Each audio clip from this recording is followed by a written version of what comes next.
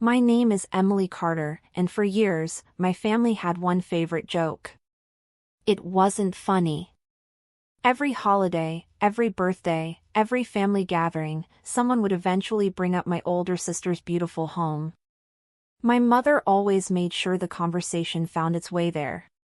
Then she'd glance at me with that familiar smile that never quite reached her eyes. "Emily's smart," she'd say, sipping her wine. "But some people just aren't meant to own homes." The room would laugh politely. I learned years ago that silence was stronger than arguing. What nobody knew was that I had already stopped trying to prove them wrong. Instead, I decided to build a life they couldn't ignore. 3 years earlier, rain tapped against the tiny apartment window as I stared at my laptop, finishing another cybersecurity report. My apartment wasn't glamorous. 600 square feet. Second floor. Old hardwood floors that creaked whenever I walked to the kitchen. The refrigerator hummed louder than the television. The heater only worked when it felt like it. Still, it was mine. Or at least, it was mine until the lease expired every year. I lived carefully. Every dollar had a purpose. Every paycheck followed a spreadsheet I'd built myself.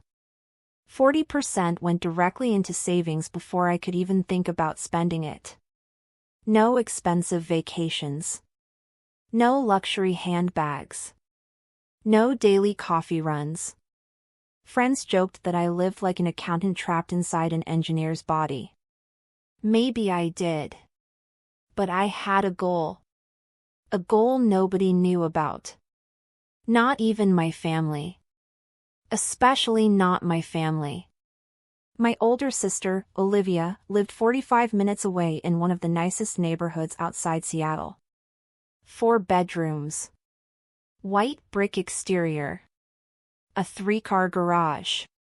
Perfect landscaping. Every Christmas looked like something straight out of a magazine. According to my mother, Olivia had earned every inch of it. She always knew how to make good decisions, Mom loved telling people. Emily has potential, but she's never been practical. I heard that sentence so many times it eventually stopped hurting. At least, that's what I told myself. Growing up, Olivia had always been the golden child. Straight A student. Head cheerleader. Student council president. Even when we both succeeded, her success somehow counted more. When she graduated college, the whole family threw her a huge celebration. When I earned my degree in computer science, Mom mailed me a congratulations card 3 days late. Inside was a $20 bill. "Treat yourself." I laughed when I opened it. Not because it was funny. Because crying seemed exhausting. People assume favoritism begins with grand gestures. It doesn't. It starts small. One child gets the bigger bedroom. One gets praised more often. One mistake is forgiven. The other is remembered forever. Over 20 years. Those tiny moments become a mountain. By 31, I had built a solid career. Senior cybersecurity analyst. Earning just over $120,000 a year. Most people thought I was doing well. My mother somehow managed to make it sound like I was barely surviving. Whenever relatives called her, she'd sigh dramatically. "I'm worried about Emily. Tech jobs are so unstable. She still rents. I don't know what she'll do." She never asked how I was actually doing. She preferred telling people. One Saturday afternoon my aunt called. "Sweetheart," she said gently, "your mom told me money's been tight." I frowned. "What?" "If you need help with rent." I almost laughed. I never said that. A long silence followed. Oh. My aunt sounded embarrassed. That's not what Gloria told us. When we hung up, I sat on my couch staring at the blank television. It wasn't just one conversation. Over the next week, 3 more relatives reached out. Every single one believed I was struggling. Every single one had heard it from my mother. She had quietly turned me into the family's charity case, without ever asking if it was true. That night I opened my budgeting spreadsheet. I didn't remove expenses. I added another savings category. Future home fund. I increased my automatic transfer by another $500 every month. It meant saying goodbye to restaurants, streaming services, weekend trips, impulse purchases. Fine. Every sacrifice became another brick in a house no one believed I could buy. Monday morning my manager stopped by my office. Emily. Got a minute? I followed him into the conference room. Our vice president, Karen Mitchell, was waiting. She closed the door. We're restructuring the enterprise security division. I expected bad news. Instead, she slid a folder across the table. We want you to lead our largest client migration. I blinked. Me? Karen smiled. You're already doing the work. You've just been too quiet for anyone to notice. Those words stayed with me all day. Too quiet. She wasn't wrong. I'd spent most of my life believing hard work spoke for itself. It doesn't. Sometimes, you have to let people see it. For the next 11 months, I practically lived at the office. 12-hour days became normal. Coffee replaced sleep. Weekends disappeared. The project involved protecting medical records across 6 hospitals. Failure wasn't an option. Neither was mediocrity. When the final security audit passed without a single critical issue, the client signed a 5-year contract worth millions. Karen walked into my office afterward. You've changed this department. A week later, I received the promotion. Senior Security Manager. My salary jumped dramatically. So did my annual bonus. That evening, I celebrated alone. Chinese takeout, a movie, and one quiet update to my spreadsheet. No social media post. No family phone call.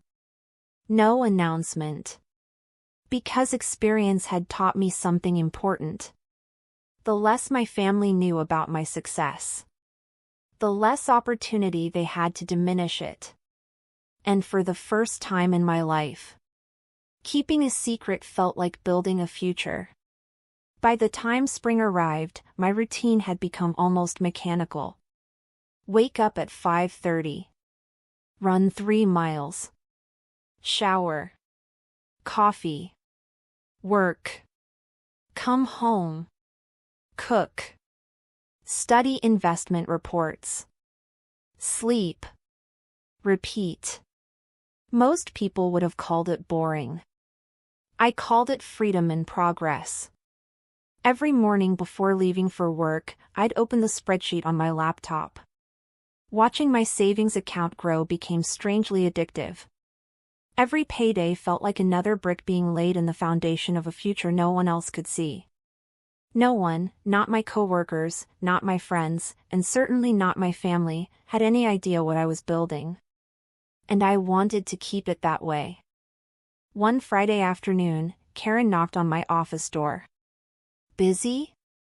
I looked up from my monitor. Always. She laughed.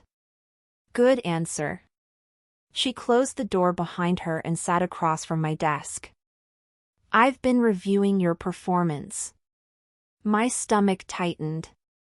Even after years in corporate America, hearing those words still made me nervous. You've exceeded every target we gave you. I smiled politely. Thank you. No, she continued. You don't understand. She slid another folder toward me. The executive team wants to create a new position. I frowned. What kind of position? Director of Cyber Risk. For a second, I forgot how to breathe. I've only been a manager for a year. Karen folded her hands. And you've accomplished more than most managers do in 5. She leaned forward. The question isn't whether you're ready. It's whether you're willing. The promotion came with responsibilities I had never imagined. 27 employees. Multi-million-dollar budgets. National clients. Frequent travel. And a salary that made me stare at the offer letter 3 separate times before believing it. $168,000. Plus annual bonuses. Plus stock options. When Human Resources congratulated me, I thanked them professionally. When I got back to my office, I quietly cried. Not because of the money. Because for the first time in my career, someone had seen me. That evening I drove home without turning on the radio. Instead, I did math in my head. If I maintained my current savings rate, if the market continued growing, if I invested my bonuses instead of spending them, then maybe, just maybe, the dream I'd been carrying around for years wasn't impossible anymore. It was becoming inevitable. Saturday morning found me sitting across from my financial advisor, Michael Grant. He reviewed my accounts carefully before looking over his glasses. I've got a question. Sure. When exactly are you planning to buy? I shrugged. When it makes sense. He smiled knowingly. Emily. You've been preparing for almost 4 years. You already have enough for a substantial down payment. I think you're waiting because you're afraid. I stared out the office window. Maybe he was right. Buying a house wasn't just about finances. It was about believing I deserved one. And somewhere deep inside me, a small voice still sounded exactly like my mother's. People like Olivia own homes. People like Emily rent. I hated that voice. That afternoon I started visiting open houses. Not because I intended to buy immediately. Because I wanted to learn. The first house was charming. Too small. The second was beautiful. Too expensive. The third had a stunning kitchen but backed onto a busy highway. Every weekend became another lesson. I learned about inspections, property taxes, mortgage rates, neighborhood appreciation, school districts. I wasn't shopping emotionally. I was shopping intelligently. Meanwhile, my family's favorite pastime remained discussing Olivia's house. Mother's Day arrived in May. Olivia hosted brunch, naturally. Every room looked professionally decorated. Fresh flowers. Expensive artwork. Custom furniture. Mom spent the first 20 minutes giving everyone a guided tour, as if none of us had ever visited before. Olivia designed this breakfast nook herself. And these cabinets are imported. Oh, and wait until you see the backyard. I followed behind quietly. My father walked beside me. He rarely spoke during family gatherings anymore. It was easier for him to disappear into the background. While everyone admired the patio, my mother found me standing alone. So, she smiled sweetly. Still renting? Yes. You really should think about buying before prices climb even higher. I almost laughed. I am thinking about it. She waved dismissively. Houses require stability. You've always been more. She searched for the right word. Independent. I knew what she meant. Unpredictable. Risky. Less successful than Olivia. Same message. Different wording. Lunch had barely started when Olivia joined the conversation. You know, she said while cutting into her salad, our realtor mentioned some nice condos downtown. Mom nodded enthusiastically. They'd probably fit Emily's budget. Everyone looked at me. Waiting. Judging. Comparing. I smiled. Thanks. I'll keep that in mind. It wasn't worth explaining that my savings account could already afford something much larger. Silence had become my greatest advantage. People reveal far more when they think you've accepted their opinion. As dessert arrived, my cousin Rachel leaned toward me. I heard your apartment raised the rent again. I blinked. It didn't. Oh. She looked confused. Your mom said. I know what she said. Rachel's face reddened. I'm sorry. I reached across the table and squeezed her hand. It isn't your fault. Across the room, I watched my mother laughing with relatives. Completely unaware that her carefully crafted version of my life was beginning to develop tiny cracks. Later that night, back in my apartment, I stood on the tiny balcony overlooking the parking lot. The air smelled like rain. Cars passed below. Someone's television echoed through an open window. I realized something. For years I'd dreamed about leaving this apartment. Now, I wasn't running away from it. I was graduating from it. There was a difference. The following Tuesday my phone buzzed during lunch. It was Michael. I found something. What? A property. I think you should see it. I'm emailing you the listing now. Curious, I opened my inbox. The photos loaded one by one. Large windows. Stone fireplace. Hardwood floors. A wraparound porch overlooking evergreen trees. A quiet neighborhood just outside the city. It wasn't flashy. It wasn't oversized. It wasn't designed to impress strangers. It simply felt like home. For the first time in years, my heart beat faster for a reason that had nothing to do with work. I picked up the phone. When can I see it? Michael smiled through the speaker. I was hoping you'd ask. The house sat at the end of a quiet cul-de-sac, hidden behind towering maple trees that had begun to turn shades of gold and crimson. As I stepped out of my car, the crisp autumn air carried the scent of pine and freshly cut grass. Birds chirped somewhere in the distance, and for the first time in months, the world felt strangely peaceful. Michael was already waiting in the driveway. He smiled as I walked toward him. I had a feeling you'd come. I laughed. I've been thinking about this place ever since you sent me the listing. He handed me a brochure. Ready? I nodded. Absolutely. The front door opened into a spacious foyer with hardwood floors that stretched through the entire first level.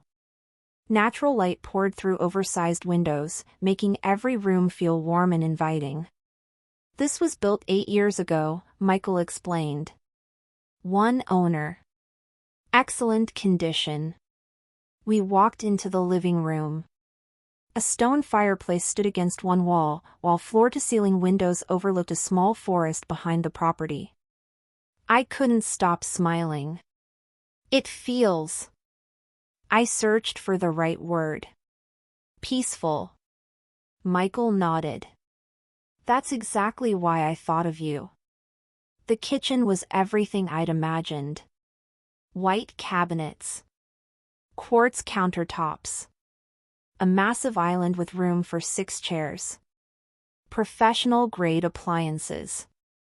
But what caught my attention wasn't the expensive finishes. It was the breakfast nook by the window.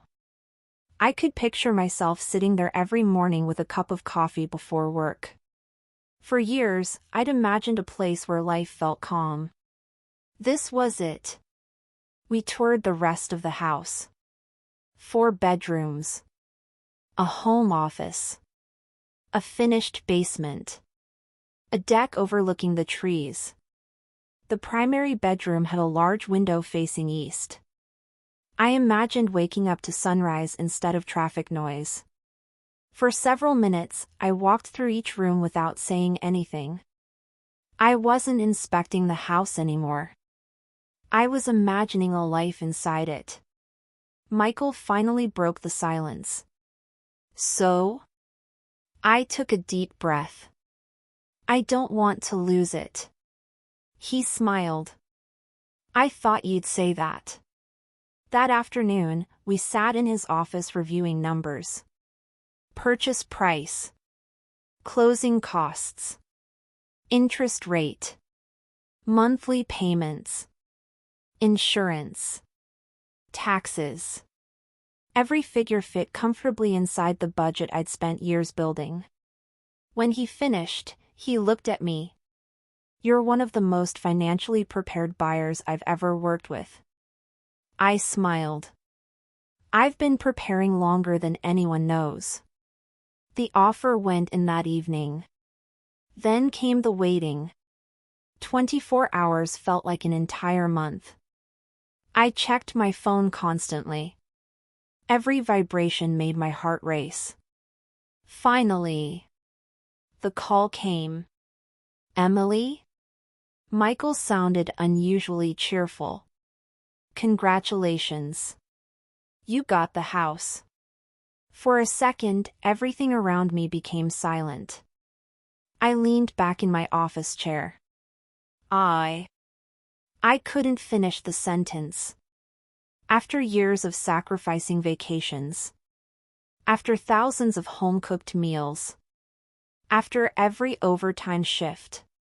After every investment. It had finally happened. Closing day arrived 2 weeks later. The title company placed an enormous stack of documents in front of me. I signed page after page. Initialed every corner. Verified every signature. Nearly an hour later, the closing agent smiled. Congratulations, Ms. Carter. You're officially a homeowner. She slid a small envelope across the table. Inside were 2 silver keys. I stared at them for several seconds. They didn't look extraordinary. Just 2 ordinary keys. Yet they represented every difficult decision I'd made over the last 5 years. Every sacrifice. Every late night. Every moment I'd chosen discipline over comfort. Instead of calling my family, I drove to the house alone. The afternoon sun filtered through the trees as I unlocked the front door for the very first time. The house was completely empty. My footsteps echoed softly across the hardwood floors. I stood in the middle of the living room and slowly turned in a circle. No furniture. No decorations. No noise. Just possibility. I whispered to myself. We did it. Not I. We. Because the younger version of me, the girl who'd been told she'd never own a home, deserved to hear those words too. Over the next month, I moved in quietly. No moving company. No social media announcement. No housewarming party. Each evening after work, I'd load my SUV with another carload of boxes from the apartment. Books. Kitchen supplies. Photo albums. Plants. Little by little, the empty house became a home. My favorite purchase wasn't the expensive dining table or the leather sofa. It was a small wooden swing I hung on the back porch.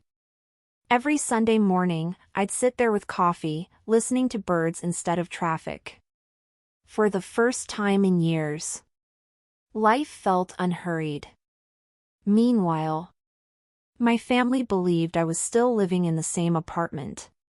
Mom continued telling relatives how worried she was about me. One afternoon, my cousin Rachel called. "I heard your landlord raised the rent again." I smiled to myself. My landlord? Yeah. Your mom said you're thinking about moving somewhere cheaper. I looked around my beautiful living room. Sunlight spilled across the hardwood floors. A fire crackled softly in the fireplace. Outside, leaves drifted across my backyard. I've actually moved already. You did? Yep. Where? I smiled. You'll see eventually. Christmas arrived a few weeks later. As expected, Olivia hosted dinner. Her home looked exactly as impressive as always. Mom spent the evening bragging about Olivia's recent kitchen renovation. Nearly $60,000, she proudly announced. Worth every penny. She turned toward me. So, Emily, when are you finally going to stop renting? The room grew quiet. Everyone waited for my answer. I simply smiled. Sooner than you think. Olivia laughed. We'll believe it when we see it. I looked at my sister calmly. You will. Neither of them noticed the confidence in my voice. Because they were too busy believing the version of me they'd invented years ago. As I drove back to my own house that night, I realized something. The biggest surprise wasn't that I'd bought a home. It was that my family had become so committed to underestimating me. They never once considered they might be wrong. And that made what was coming next even more satisfying. Owning a house had changed my address. It hadn't changed my habits.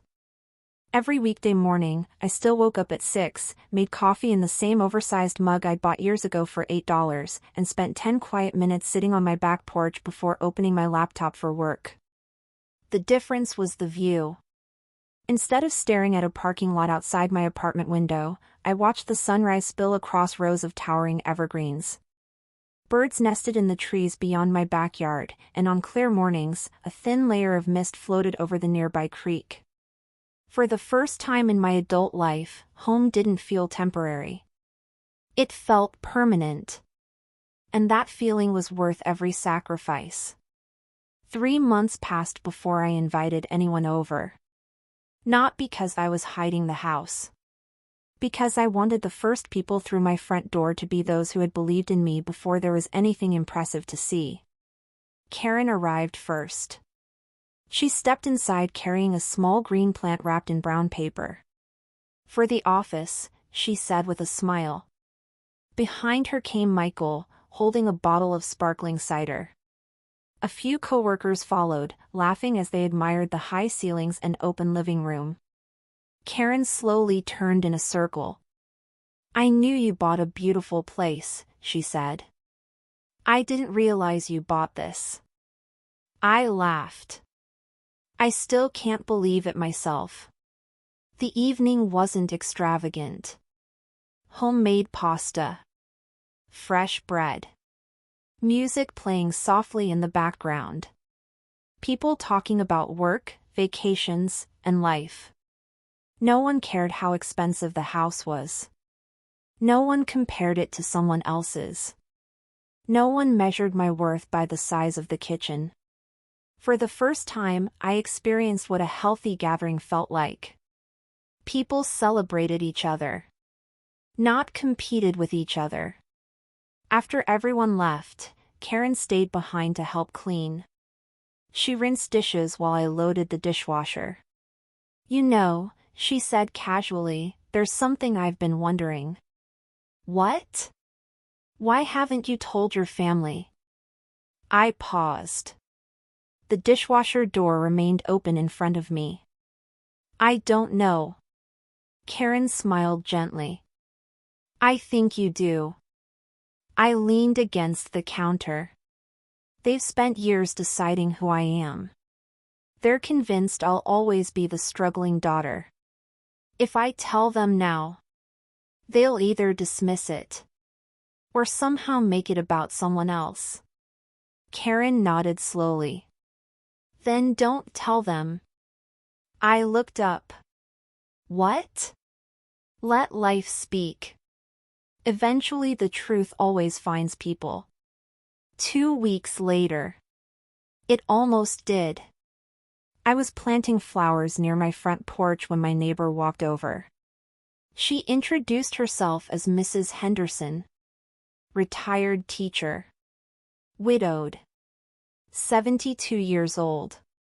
She carried fresh blueberry muffins wrapped in a kitchen towel. "A proper welcome to the neighborhood," she said. We spent nearly an hour talking on the porch. She told me about neighborhood cookouts, walking trails, and which squirrels regularly stole tomatoes from people's gardens. Before leaving, she smiled warmly. "You'll like it here." I already do. Life settled into a peaceful rhythm. Work continued going well. Karen trusted me with larger projects. My investment accounts kept growing. The mortgage payments never felt overwhelming because I'd planned for them years in advance. For once, everything seemed balanced. Then Mother's Day arrived. Olivia hosted brunch as usual. Nothing had changed. Or so everyone believed. The dining room sparkled with expensive decorations. Fresh flowers covered the table. Mom proudly walked relatives through Olivia's latest renovations. She replaced all the windows. Custom built. Absolutely beautiful. I listened quietly while sipping orange juice. Then Mom found me standing near the fireplace. "So," she smiled. "How's apartment life?" "It's fine. You know." She lowered her voice. "I found a nice one-bedroom complex closer to downtown. Much cheaper than where you're living." I nearly laughed. "Thanks. I'll keep it in mind." She patted my shoulder. "I just worry about you." Across the room, Olivia overheard us. "Emily should think smaller before thinking bigger." She smiled confidently. "There's nothing wrong with starting with a condo." Everyone chuckled. I smiled politely. No one noticed that I wasn't offended anymore. Because none of their opinions lived rent-free in my mind anymore. A week later, something unexpected happened. One of my coworkers posted photos from our housewarming dinner. Nothing dramatic. Just friends laughing on the back deck. One picture showed me holding a glass of lemonade while standing beside the fireplace. Another showed everyone gathered around the dining table. I didn't think much about it. Until Saturday morning. My phone buzzed. "Rachel." "Emily. I have a weird question." "Sure. Did you move into a house?" I smiled. "What makes you ask?" "I saw Melissa's pictures online. Mom says it can't be yours." I looked out my living room window. Sunlight danced across the backyard. "It is." Rachel went silent. Finally she whispered, She told everyone you were still renting. I know. By Sunday afternoon, 3 more relatives had called. Not accusing me. Just confused. Every conversation sounded almost identical. We thought you were struggling. Your mom said. We had no idea. I answered every question honestly. No exaggeration. No insults. No complaints. Just facts. I bought a house a few months ago. I'm doing well. I simply preferred keeping my personal life private. People seemed surprised by how calm I was. The truth didn't need dramatic speeches. It simply needed room to exist. That evening, my phone lit up again. This time, it was Olivia. She never called unless Mom asked her to. I answered. Hey. Her voice sounded uncertain. So, you bought a house? Yes. When? A few months ago. There was a long silence. You never told anyone? No. Why? I looked around my living room. Family photos now decorated the shelves. Books filled the built-in cabinets. The place finally felt completely mine. I wanted one thing in my life that wasn't judged before it happened. She didn't answer immediately. Finally, she asked, "Can I see it sometime?" The question surprised me. There wasn't jealousy in her voice. There wasn't sarcasm either. Only curiosity. I thought for a moment. Then smiled. Sure. Come by next Saturday. After hanging up, I stood by the window watching the evening settle over the neighborhood.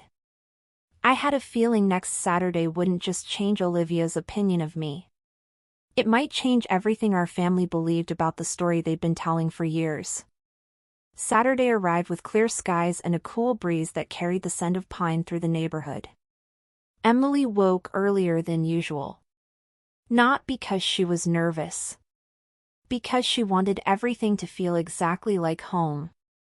She wasn't trying to impress Olivia. If her sister walked away impressed, that would be because of the life Emily had built, not because she'd staged it. She brewed fresh coffee, baked a batch of cinnamon muffins, and opened every curtain in the house. Sunlight poured through the tall windows, filling the living room with a warm golden glow. At exactly 10 a.m., the doorbell rang. Emily glanced through the glass beside the front door. Olivia stood there alone. No mom. No dad. No audience. Just Olivia. Emily smiled and opened the door. Good morning. Olivia looked unusually nervous. I hope I'm not too early. You're right on time. As Olivia stepped inside, she stopped in the foyer. Even though she'd seen photos, they hadn't prepared her for the feeling of the house. It wasn't luxurious in an overwhelming way. It felt peaceful. Comfortable. Lived in. The walls were decorated with photographs from hiking trips, charity events, and work celebrations instead of expensive artwork chosen to impress guests. Books lined the shelves. A guitar rested beside the fireplace. Fresh flowers sat on the dining table. Everything reflected Emily. Not a designer. Not social media. Just Emily. I like it, Olivia said quietly. Emily smiled. I was hoping you'd say that. They spent nearly an hour walking through the house. Unlike every tour their mother had ever given, Emily never mentioned how much anything had cost. Instead, she talked about memories. This reading chair was the first thing I bought. I found that table at an antique shop. I painted this office myself. Olivia noticed something she'd never expected. Emily wasn't showing off. She was sharing a story. Every room represented years of patience rather than wealth. When they reached the back deck, both sisters stood silently looking at the forest beyond the yard. "I've never heard it this quiet," Olivia whispered. Emily laughed. "That was the first thing I noticed too."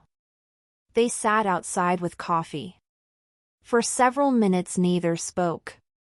Finally Olivia broke the silence. "I owe you an apology." Emily looked at her. "I've spent years comparing us. I didn't even realize I was doing it." Emily didn't interrupt. Olivia looked down at her coffee cup. "I always thought Mom was encouraging me. But lately," she sighed, "I've started wondering if she was encouraging me. Or using me." Emily remained quiet. Some realizations needed space. Olivia looked toward the trees. "Last week I asked Mom why she kept telling everyone you were struggling. What did she say?" She laughed. "Said people need someone to worry about." Emily frowned. "That's a strange answer." "It gets stranger." Olivia hesitated. "I asked Dad the same question." "And?" "He didn't answer. He just changed the subject." Emily could see genuine confusion on her sister's face. For the first time in years, Olivia wasn't acting superior. She looked lost. That afternoon, after Olivia left, Emily received a phone call from her father. His voice sounded hesitant. "Hi, sweetheart." "Hi, Dad. I heard Olivia visited." "She did." A long silence followed. Finally he cleared his throat. "I was wondering if maybe—" He stopped again. Emily smiled gently. "You can say it. I'd like to see the house." She looked out the living room window. "You're welcome anytime." "Without Mom?" "If that's what you want." He exhaled slowly. "I think it is." 3 days later, Richard arrived carrying a small toolbox. Emily laughed when she opened the door. "You planning to fix something?" He smiled awkwardly. "Old habit." They spent the afternoon walking around the property. Richard admired the garden. Checked the fence. Adjusted one loose gate hinge without being asked. It reminded Emily of childhood Saturdays when he fixed everything around their old family home. For years she'd forgotten that version of him. The quiet man who showed love through actions instead of words. As they sat on the back porch drinking iced tea, Richard finally spoke. "I wasn't a very good father." Emily looked at him. "You worked hard." "I hid behind work." He stared into the distance. It was easier than arguing. Emily understood exactly what he meant. Their mother had always filled every room with her opinions. Eventually, silence became everyone else's survival strategy. "I should have spoken up more." Richard's voice cracked. "I know." Emily answered honestly. "But you're here now." He nodded slowly. "I'd like to do better." That evening Richard left without saying much else. But before driving away, he hugged Emily tightly. It was the first hug they'd shared in years. Sometimes healing didn't begin with speeches. Sometimes it began with showing up. Meanwhile, Olivia couldn't stop thinking about the visit. That night she walked through her own house differently. Instead of admiring the expensive furniture, she noticed how carefully everything had been arranged. Everything looked perfect. Almost. Too perfect. Todd found her standing alone in the living room. "You okay?" She nodded slowly. "I think I've been decorating for Mom." Todd smiled sadly. "I've known that for years." She looked at him. "Why didn't you tell me?" "I did. You just weren't ready to hear it." The next morning Olivia made a surprising decision.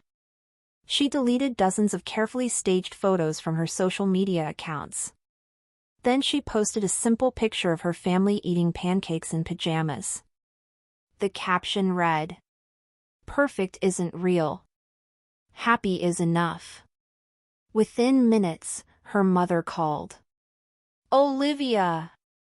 What happened to all your beautiful house pictures?" "I deleted them." "Why would you do that?" "Because they're just pictures, Mom. They're not my life." Her mother sounded genuinely upset. "You've changed." Olivia smiled softly. "I think I'm finally becoming myself." She ended the call before another argument could begin.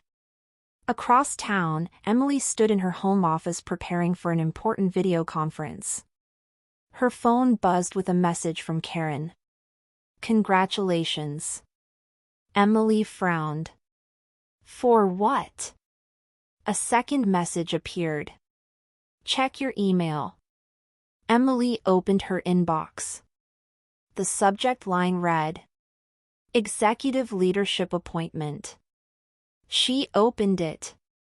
The company had approved her promotion. Effective immediately. She was now Vice President of Cybersecurity Operations. Emily leaned back in her chair, speechless. Years earlier, her family had measured success by square footage. Today, success had arrived in a different form. Not because someone gave it to her, but because she'd earned every single step herself. She smiled, then quietly closed her laptop. Some victories didn't need applause. They simply needed to be lived. Autumn settled gently over the neighborhood. The maple trees outside Emily's home had turned brilliant shades of orange and crimson, covering the sidewalks with a blanket of colorful leaves. Life had finally become peaceful. Her promotion to vice president had brought new responsibilities, but unlike the chaos she'd grown up with, this pressure felt different. It wasn't built on comparison. It was built on trust. Every decision she made mattered. Every success belonged to her. And for the first time, she wasn't waiting for anyone else's approval. One Thursday afternoon, Karen knocked on Emily's office door. "You have a visitor." Emily looked up. "I wasn't expecting anyone." Karen smiled knowingly. "I think you'll want to see this one." A few moments later, Olivia walked into the office. She looked nervous. Emily stood and hugged her. "What are you doing here?" Olivia smiled weakly. "I needed to tell you something in person." Karen quietly excused herself, closing the door behind her. Olivia sat down across the desk. "I've been going to counseling." Emily nodded. "I figured. It wasn't my idea." Todd insisted. She laughed softly. And honestly, he was right. Emily waited. "My therapist asked me a question last week." "What was it?" Olivia looked down. "If your mother had never compared you to your sister, who would you have become?" Emily felt chills run down her arms. "What did you answer?" "I couldn't. Because I honestly didn't know." For several seconds neither sister spoke. Finally Olivia whispered, "I spent my whole life trying to stay on top. I never realized Mom created a race that only existed in her own mind. Emily reached across the desk. There doesn't have to be a winner anymore. Olivia smiled through tears. I know. That weekend the sisters met at a small lakeside cafe. No family. No expectations. Just two sisters trying to learn who they really were. For hours they talked about childhood. The good memories. The painful ones. The forgotten ones. They laughed about old vacations. Remembered their grandfather teaching them how to fish. Shared stories neither had heard before. By sunset, something had changed. They weren't rebuilding the relationship they used to have. They were building one they'd never been allowed to have.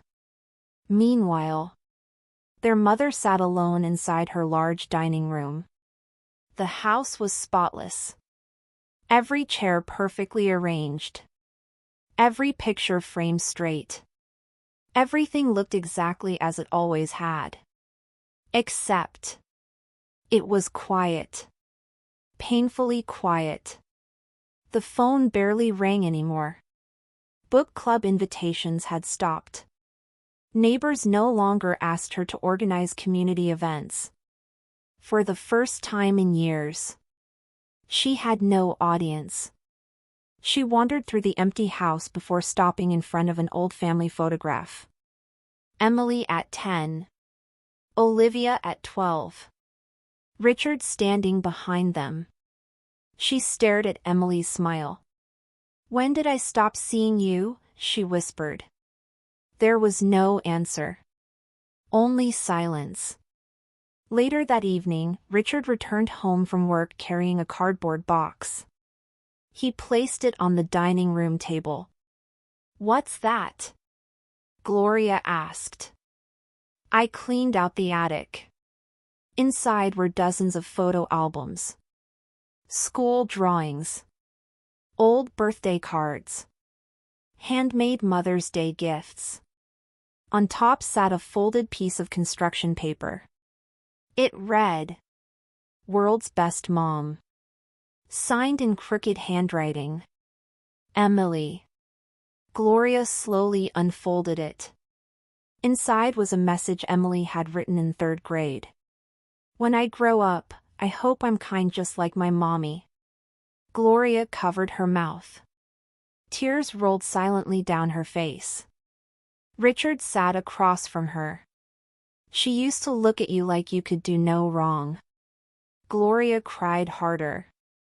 I know. I ruined it. Richard didn't argue. Because for the first time, she had said it herself. A week later, Emily received an unexpected letter. No return address. Inside was a handwritten note. Emily. I've spent months trying to write the perfect apology. I finally realized there isn't one. I can't change the choices I made. I can't give you back the years you spent believing you weren't enough. I only want you to know. I finally understand that I spent so much time trying to control everyone's lives that I forgot to love them. Whether you forgive me or not, I'm proud of the woman you've become. Mom. Emily read the letter twice. Then folded it carefully. She didn't cry. She didn't smile. She simply placed it inside the drawer of her desk. Some wounds healed slowly. And that was okay. A month later, Thanksgiving arrived. This year, something was different. Instead of Olivia hosting, Emily invited everyone to her house. Not because it was bigger. Because it felt welcoming. Richard arrived first carrying homemade pumpkin pies. Olivia and Todd followed with Lily, who immediately ran toward the backyard. Karen even stopped by briefly after visiting her own family, bringing a bouquet of flowers. Finally, Gloria arrived. She stood nervously on the front porch. For a moment she looked exactly like someone afraid the door might never open. Emily opened it. Neither woman spoke. Gloria quietly said, "Thank you for inviting me." Emily stepped aside. "Come in."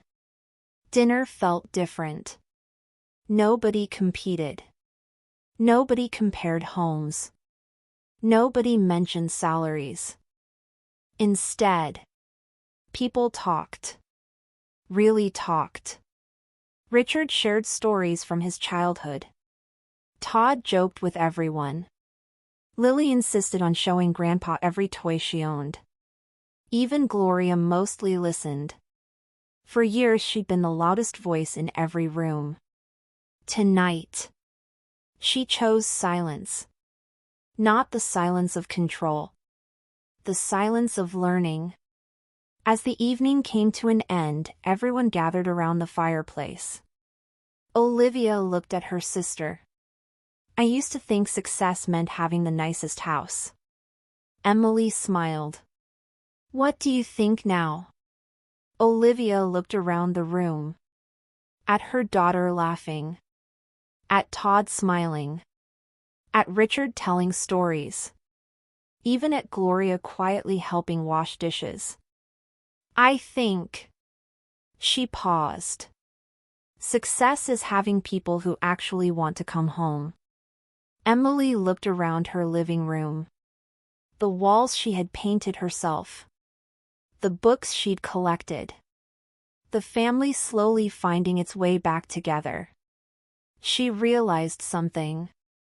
The greatest achievement of her life wasn't becoming vice president. It wasn't buying the house. It wasn't proving anyone wrong. It was creating a place where healing felt possible. And as snow began falling softly outside the windows, Emily smiled to herself. Sometimes the strongest foundations weren't poured with concrete. Sometimes they were built with forgiveness. Winter arrived quietly. The first snowfall covered Emily's neighborhood in a blanket of white, transforming every rooftop and pine tree into a picture straight from a holiday postcard. Inside her home, the fireplace crackled softly. A mug of hot chocolate sat on the coffee table beside an open notebook. Emily looked around the living room and smiled. A year ago, this house had been empty. Now it carried laughter, memories, and peace. It had become everything she had once dreamed about. And somehow, it had become even more than that. A few weeks before Christmas, Emily received another unexpected phone call. It was Karen. "I have something to ask you." Emily laughed. "Should I be nervous?" "Not at all." Karen smiled through the phone. "Our company is launching a scholarship program for students interested in cybersecurity." "That's wonderful. We'd like to name the first scholarship after someone." Emily frowned. "Who?" "You." Emily sat silently. "What?" Karen continued. "You're living proof that talent, discipline, and perseverance matter more than background. We want students to know that." Emily felt tears welling in her eyes. "For years," Karen said softly, "you've been lifting everyone around you. It's time someone honored you." 3 months later, the first Emily Carter Future Leaders Scholarship was officially announced. Dozens of college students applied. Many came from families that couldn't afford higher education. Some were first-generation college students. Others had overcome extraordinary hardships. Emily personally read every application. One essay caught her attention. A young woman wrote, "No one in my family believes I can succeed in technology. I'm applying anyway because I believe my future should be decided by my effort, not by someone else's opinion." Emily smiled. She saw herself in every word. That student became the scholarship's very first recipient. Meanwhile, Gloria had quietly changed. Not overnight. Not perfectly. But genuinely. She started volunteering at a local community center, mentoring young parents. She attended family counseling with Richard. Instead of offering opinions, she began asking questions. Instead of telling people who they should become, she asked them what they dreamed of becoming. It was a small difference, but it changed everything. One snowy afternoon, Gloria asked Emily if they could meet for lunch. Emily agreed. They chose a small cafe overlooking the river. For several minutes they simply talked about ordinary things. Weather. Books. Travel. Then Gloria reached into her purse. She placed a small envelope on the table. "I found this while cleaning." Emily opened it. Inside was a faded photograph. Two little girls sat on a swing set. Olivia, age 8. Emily, age 6. Both smiling so hard their eyes were almost closed. On the back someone had written, "Best Sisters, Summer Vacation." Emily laughed softly. "I forgot this picture existed." "So had I," Gloria admitted. She looked out the window before speaking again. "You know, I spent years believing success meant making one child extraordinary." She shook her head. "I should have been helping both of my daughters discover who they already were." Emily looked at her mother for a long moment. "You can't change yesterday." "I know. But I can spend the rest of my life doing better." Emily reached across the table. She took her mother's hand. "I think that's enough." Gloria quietly cried. Not because she had been forgiven, but because she finally understood what forgiveness actually required.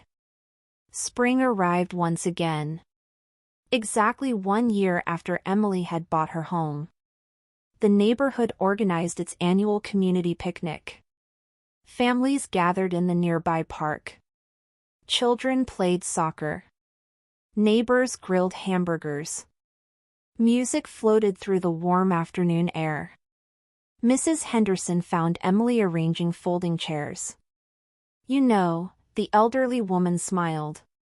"When you first moved here, I thought you were just buying a house." Emily laughed. "And now? You built a community."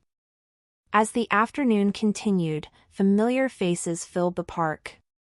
Karen and several coworkers arrived. Richard helped children fly kites. Todd organized a volleyball game. Olivia laughed louder than Emily had heard in years.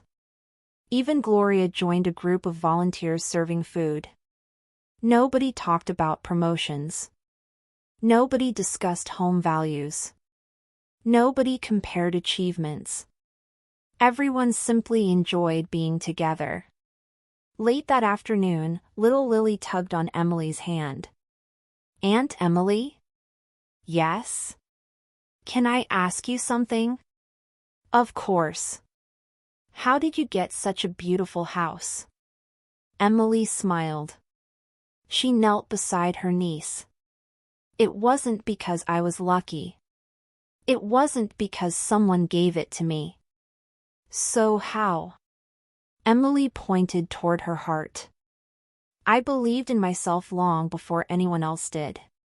Lily thought carefully.